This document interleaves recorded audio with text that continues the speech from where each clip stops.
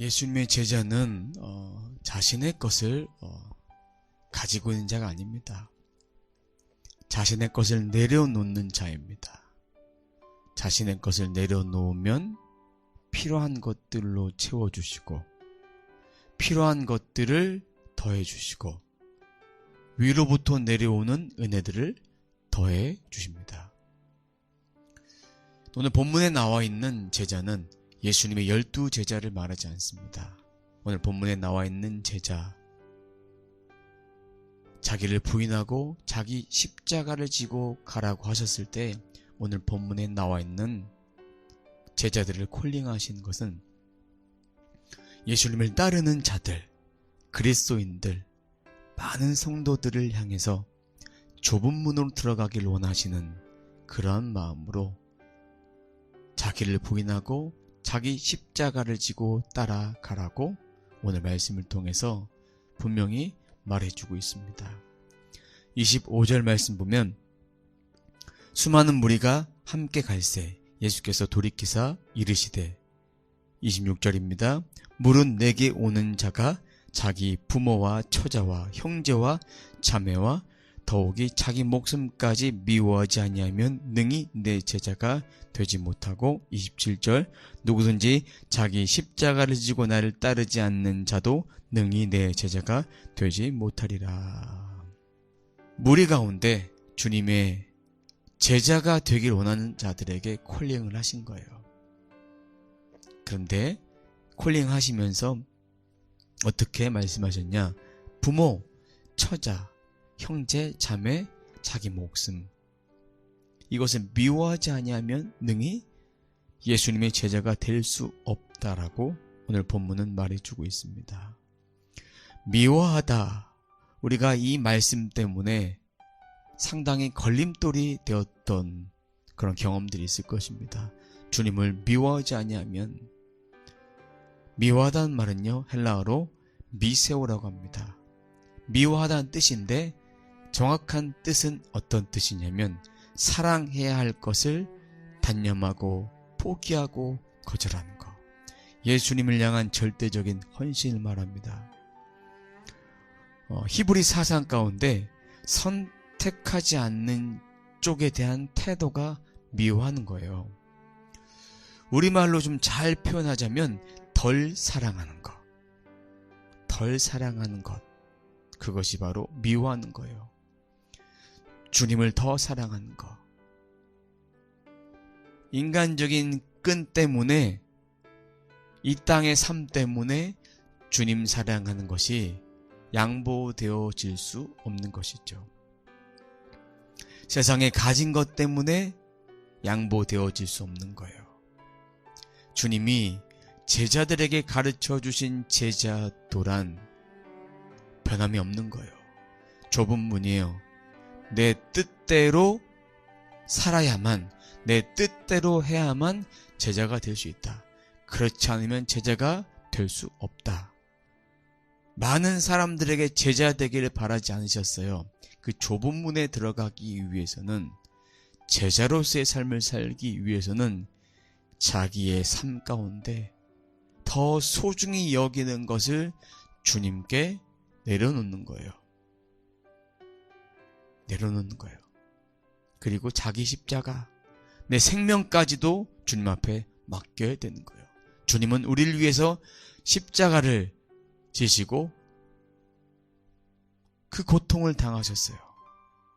우리가 말씀 묵상했던 것처럼 세례, 받으신 세례가 주님이 져야 될 십자가 고난, 우리도 죽을 각오를 하고 주님 앞에 나아가는데 그 길이 만만치 않다는 것을 보여주고 있는 거예요. 주님 앞에 가는 그 길이 만만치 않은 길이에요. 근데 그 길을 쉽게 가려 하면 안 되는 것이죠. 제자가 되는 길이란 결코 쉬운 길이 아닙니다. 제자가 되는 길이란 아무나 갈 수 있는 길이 아닙니다. 주님은 오늘 말씀을 통해서 그 길을 가지 못할 거면 포기해라, 내려놔라. 잘 따져보고 갈 수 있을 것 같으면 날 따라와라. 따라오기 위해서는 내가 너희들에게 원하는 그 조건들을 맞춰야 된다.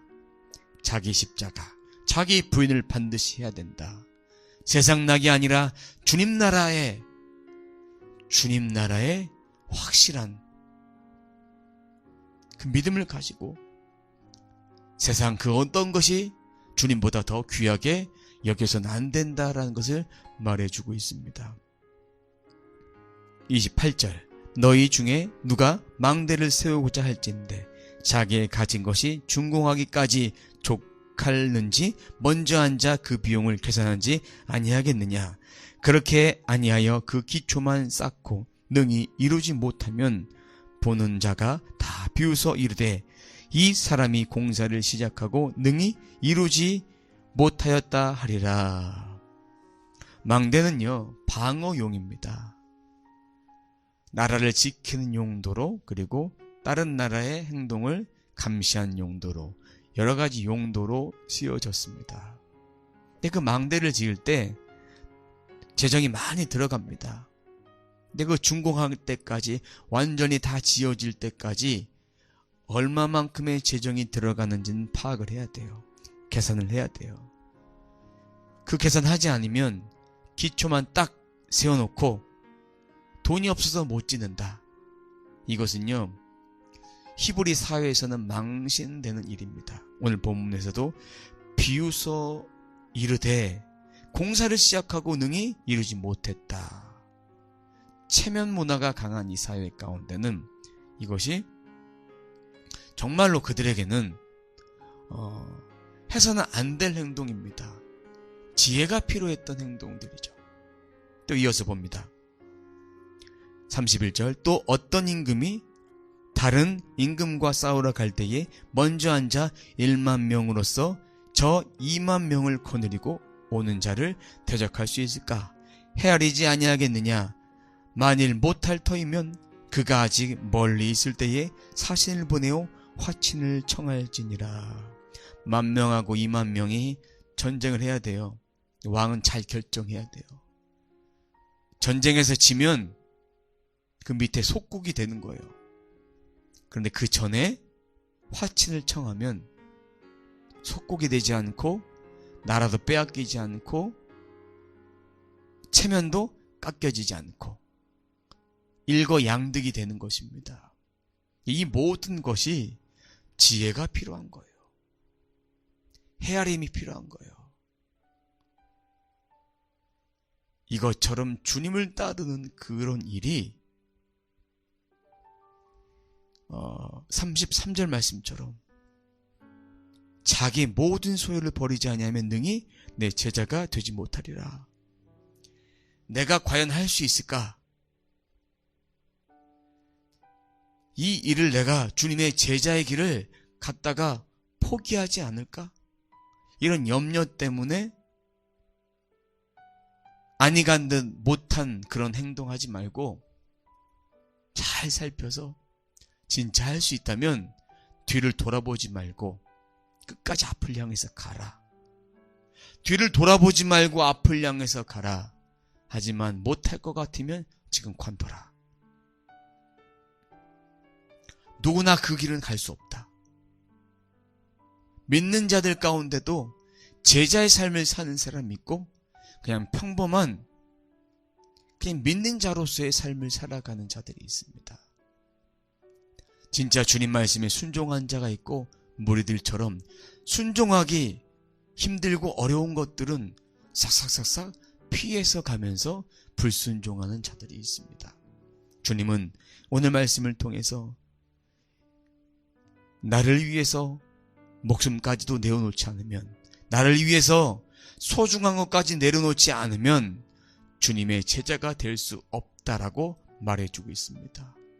이 좁은 문을 들어가기 위해서 많은 자들을 콜링하신 것이 아니라 진정한 주님의 제자로서 이 땅에 살아감에 있어서 거저 구원받은 삶이 아니라 진짜 구원받은 자로서 성화의 삶을 이어져가면서 주님의 사명을 완수하기 위해서는 내 목숨도 배설물로 여겨야 된다.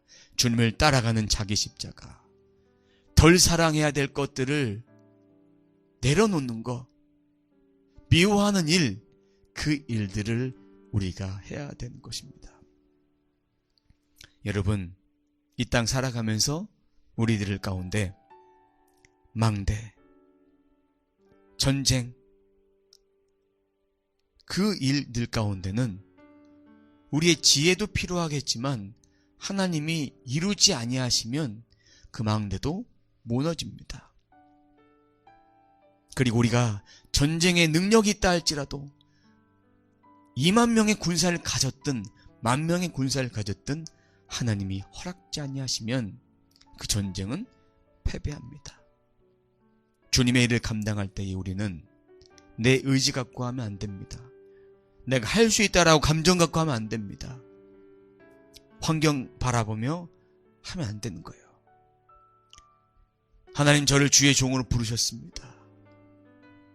주님의 길을 가기 원합니다. 이런 부르심도 환경, 의지, 감정 이런 것보다는 자기 희생, 진정한 부르심을 확인하고 절대로 뒤돌아 포기하지 않겠다라는 그런 마음으로 끝까지 가는 거예요.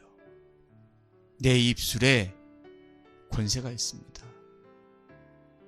그냥 순간 양은 냄비처럼 끓어오르는 그런 마음으로 주님의 일을 감당하면 안 되는 거예요.